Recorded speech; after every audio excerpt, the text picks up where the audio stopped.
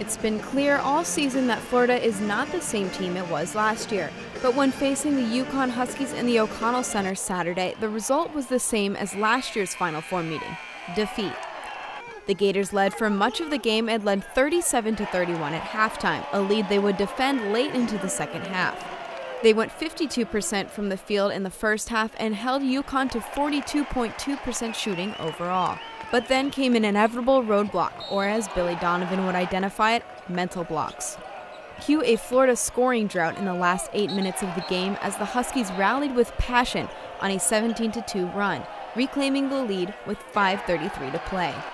We just got to get stops on defense. When things get tough and adversity hit, we got to find a way to get a stop, and we did tonight. Hopefully we can learn from it. It's like the third time it happened, but we just got to practice harder. Then the nail in Florida's coffin came in the form of UConn's 9-for-9 free throws in the second half.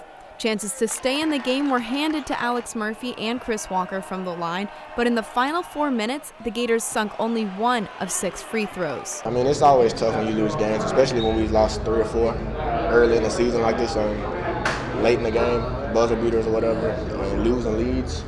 But I think as a team, I don't think we're frustrated. We're trying to solve the problem. We just ain't quite figured out what it is yet. Dropping another game the Gators led at halftime is something Donovan says shows a lack of emotional and mental commitment. There is a mental competitive spirit that you have to have that our team does not have. It just doesn't have it, and maybe they'll never have it, I don't know, but we don't have a competitiveness and a will when it gets really hard. We play good when it's easy. We don't play well when it's hard.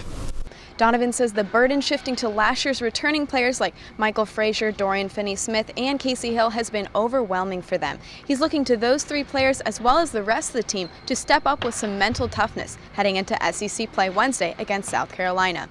At the O-Dome, I'm Kelly Price, GTN Sports.